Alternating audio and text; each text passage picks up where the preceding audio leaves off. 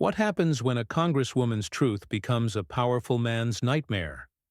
The courtroom buzzed with whispers, every seat packed, every eye locked on the woman at the center of the storm. Congresswoman Jasmine Crockett stood tall, her jaw set, her dark suit crisp against the worn wood of the defendant's table. Across from her, high on the bench, Judge Clarence Thomas glared down, his robes as black as his mood. His gavel cracked like a whip, silencing the room, but it couldn't quiet the fire in Crockett's eyes. She wasn't here to beg. She was here to fight. "You stand accused of contempt of Congress," Thomas growled, his voice low, venomous. "You refused a lawful summons to testify before a congressional panel. You think you're above the law, Congresswoman?" His lips curled, mocking her title as if it were a joke.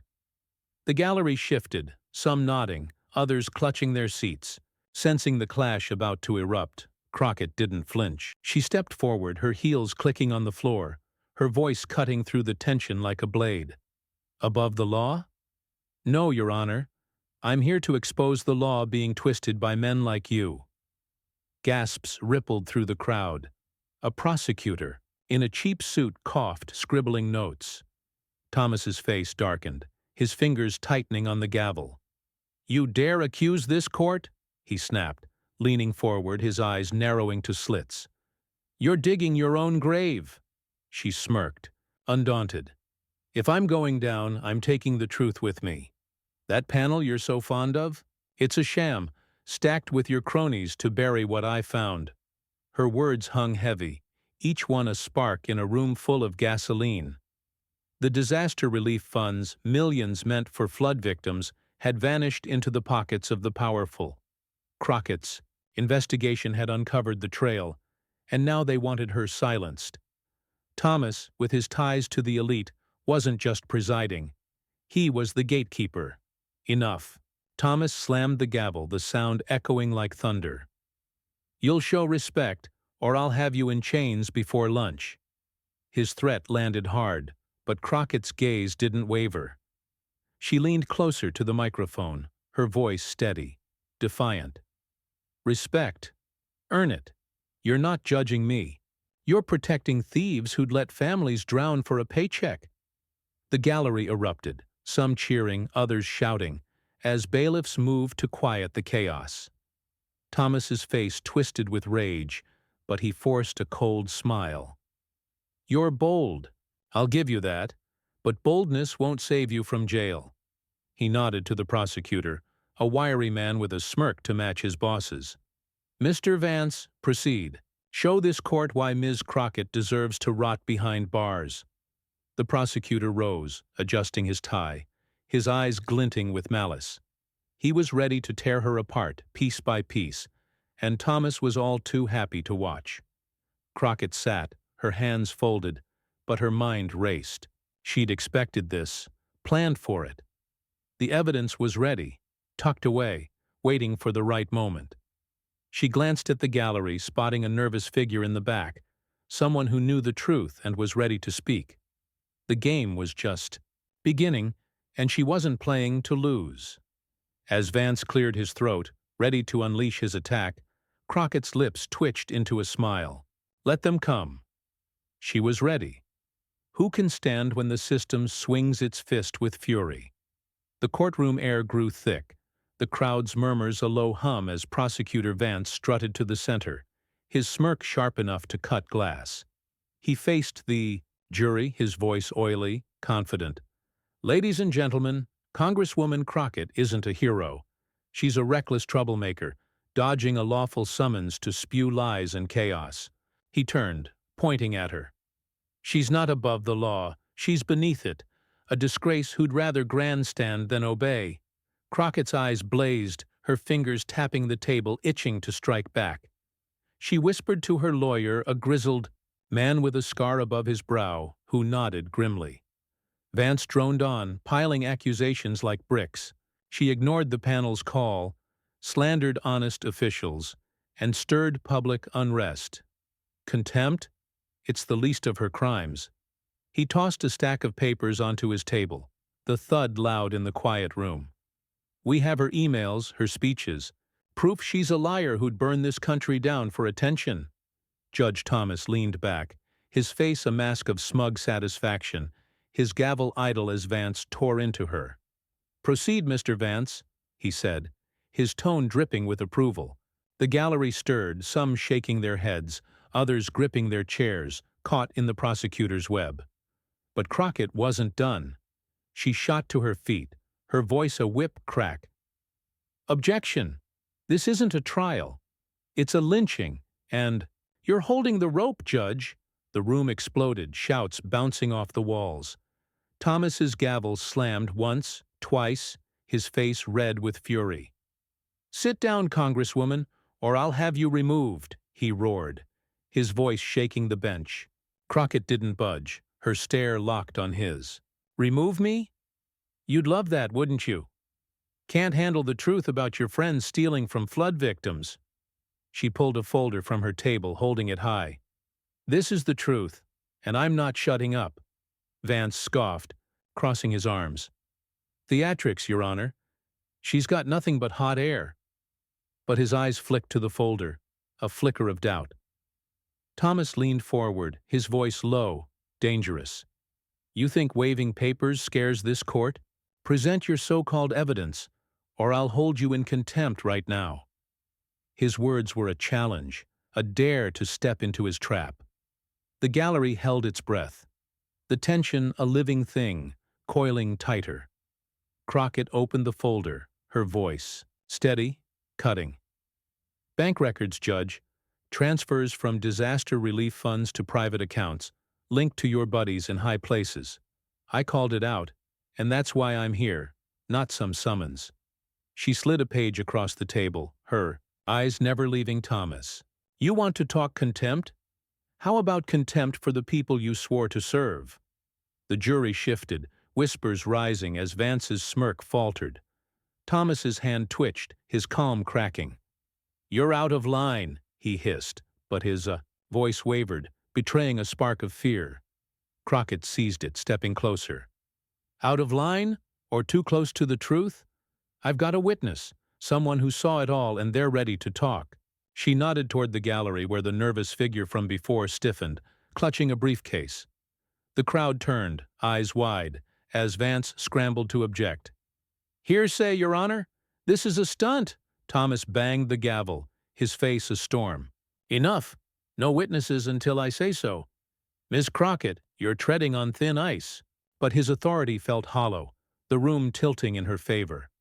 She sat, her smile sharp, knowing she'd rattled him. Vance regrouped, his voice rising, ready to bury her with more lies. But Crockett's eyes stayed on the witness, her plan unfolding. The fight was far from over, and she was just getting started. How does a single voice shatter the walls of power? The courtroom pulsed with anticipation, the crowd's eyes darting between Congresswoman Jasmine Crockett and the nervous figure now rising from the gallery. The whistleblower, a wiry man named Ellis, clutched his briefcase like a lifeline, his face pale but resolute. He took the stand, his hands trembling as he swore the oath, his voice barely above a whisper. Prosecutor Vance sneered, leaning back, ready to pounce, while Judge Clarence Thomas sat rigid, his gaze a storm of barely contained rage. Crockett's lawyer, his scar catching the light, stood to question Ellis. "Tell the court what you saw," he said, his voice calm but firm. Ellis swallowed, glancing at Crockett, who nodded, her eyes urging him on. "I worked in the relief fund office," Ellis began, his words gaining strength. "I saw millions, meant for flood victims, funneled to private firms. Orders came from high up, names you'd know, people tied to this court." The gallery gasped, a ripple of shock spreading like wildfire. Vance shot up, his voice a snarl. "Objection!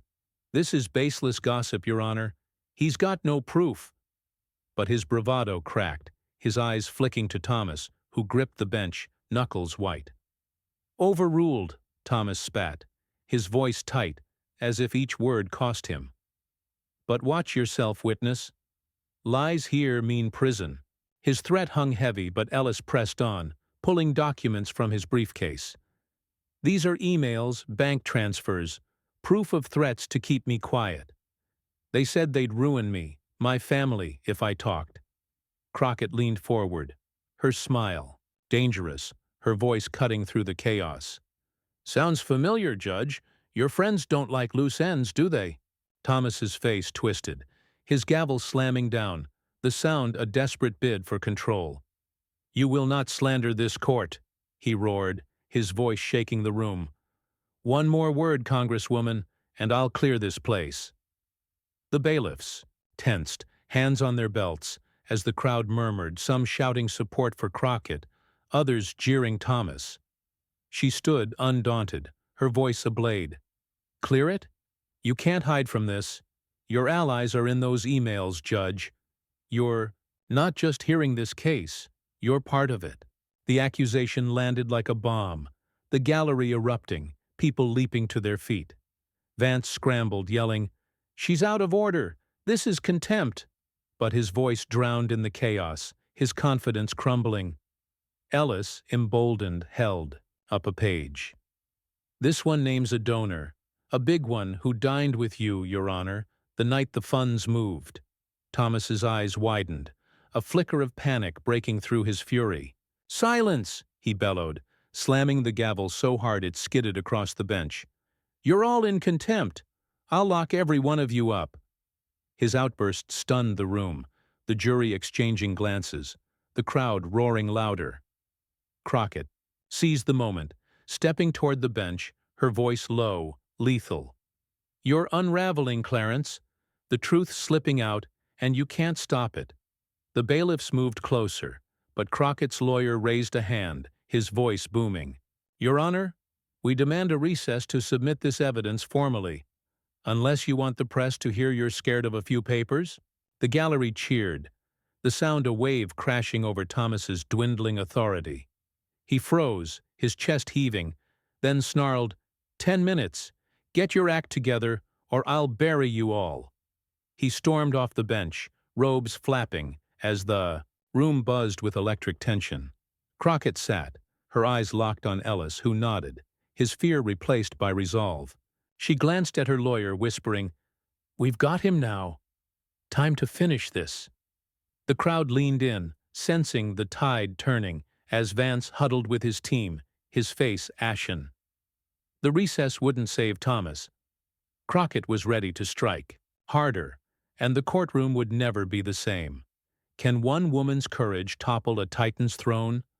The courtroom doors swung open, and Judge Clarence Thomas stormed back to the bench, his face a mask of barely contained fury. The recess had done nothing to cool his temper. If anything, it had sharpened his resolve to crush the defiance before him. Congresswoman Jasmine Crockett stood ready, her eyes gleaming with purpose, a thick stack of documents in her hands.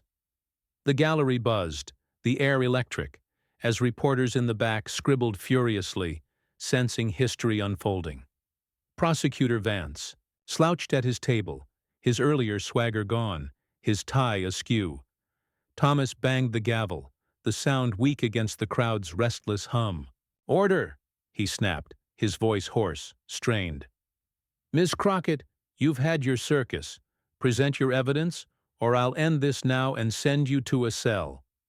His words dripped with scorn, but his hands shook, betraying the cracks in his armor. The jury leaned forward, their faces a mix of doubt and curiosity, while Ellis, the whistleblower, sat in the gallery, his nod to Crockett a silent vow of support. She stepped to the center, her voice clear, unyielding. "You want evidence, Judge? Here's the truth you've been running from." She held up a photograph, enlarged for all to see, showing Thomas at a lavish dinner with a known fund recipient. This was taken the night the relief funds vanished. Cozy, wasn't it, Clarence? While families begged for help, you toasted. "With thieves!" The gallery roared, fists pounding seats, as Thomas's face turned ashen, his gavel frozen mid-air. Vance lurched to his feet, his voice a desperate rasp. "This is outrageous. That proves nothing." But his objection drowned. In the crowd's fury, some shouting, "Shame on you, Judge!" Crockett pressed on, slamming documents onto the table. "Wire transfers, signed orders, your donor's name on everyone. You didn't just know, Judge. You helped cover it up." Her words were a blade, each one slicing deeper as the jury gasped, their eyes wide with shock. Thomas's composure shattered, his voice a raw bellow. "You insolent fool! You think you can humiliate me in my own court?" He stood, robes billowing, pointing a trembling finger. "I'll have you dragged out, locked away for life." The threat echoed, but it felt hollow. The crowd's cheers, for Crockett drowning it out. She faced him unflinching, her voice rising like a tide. "Your court? This belongs to the people, not your corrupt friends. You're finished, Clarence, and everyone here knows it." The gallery erupted, a wave of applause and shouts crashing over the room. Bailiffs hesitated, unsure who to restrain, as reporters surged forward, cameras flashing. Crockett's lawyer stood, his voice booming. "We move to disqualify you. Your Honor, your bias is on record, your ties exposed. Step down, or we'll take this to every court in the land." The jury nodded, some openly glaring at Thomas, whose eyes darted, searching for an escape that wasn't there. Vance tried to rally, yelling, "This is a stunt! She's manipulating you all!" But his words fell flat, the crowd jeering, a woman in the back shouting, "Lock him up!" Thomas sank into his chair, his face a mix of rage and defeat, his authority slipping like sand through his fingers. Crockett turned to the gallery, her voice a rallying cry. "This isn't just my fight. It's for every family cheated, every voice silenced. We end this now, together." The room shook with approval, the sound a thunderclap of defiance. Thomas gripped the bench, his breath ragged, knowing he was cornered. Crockett's eyes locked. On his, her smile fierce, unyielding. She'd laid the trap, and he'd walked right in. The documents were undeniable, the crowd unstoppable. As the chaos swirled, she knew the final blow was hers to strike, and she was ready to bring the house down. What rises when the mighty fall? The courtroom was a tempest, the gallery's cheers a relentless tide, washing over Judge Clarence Thomas, who sat slumped, his face a mask of defeat. Congresswoman Jasmine Crockett stood at the center, her documents, a blazing torch that had set the room alight. The jury stared, unblinking, as her lawyer pressed the attack, his voice a steady drumbeat. "Your Honor, your ties to this scandal disqualify you. Recuse yourself, or this court's shame will echo for years." The words landed like a final blow, the crowd roaring its approval. Thomas's eyes darted, finding no allies. Prosecutors. Vance sat silent, his papers scattered, his fight drained. The bailiffs stood frozen, their hands idle, as the gallery chanted, "Justice now." Thomas's voice, once commanding, cracked as he spoke. "You think you've won, Congresswoman? This changes nothing." But his words were hollow, a desperate gasp from a man drowning in his own ruin. He rose, robes heavy, and muttered, "I recuse myself. This case is suspended." The gavel fell, a weak tap, and he fled the bench, the door slamming behind him. The room exploded, applause and shouts shaking the walls. Crockett's lawyer clapped her shoulder, his scar creasing with a rare smile. "You did it, Jasmine. They can't touch you now."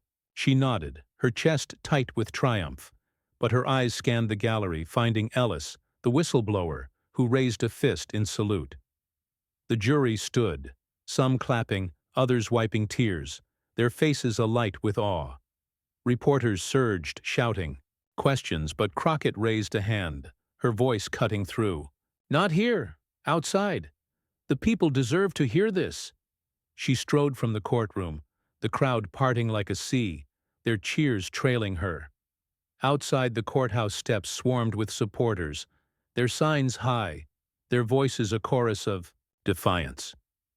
The sun broke through the clouds, casting light on Crockett as she took the makeshift stage, a megaphone in hand. "Today we tore down a lie," she began, her voice strong, resonant. "They tried to silence me, to protect thieves who stole from the helpless. But we said no. You said no." The crowd roared, fists pumping, as cameras flashed. She pointed. To the courthouse, her words fierce. "Clarence Thomas thought he could bury the truth, but we dug it up. Those funds, meant for families, will come back, and those responsible will answer. This isn't my victory. It's ours."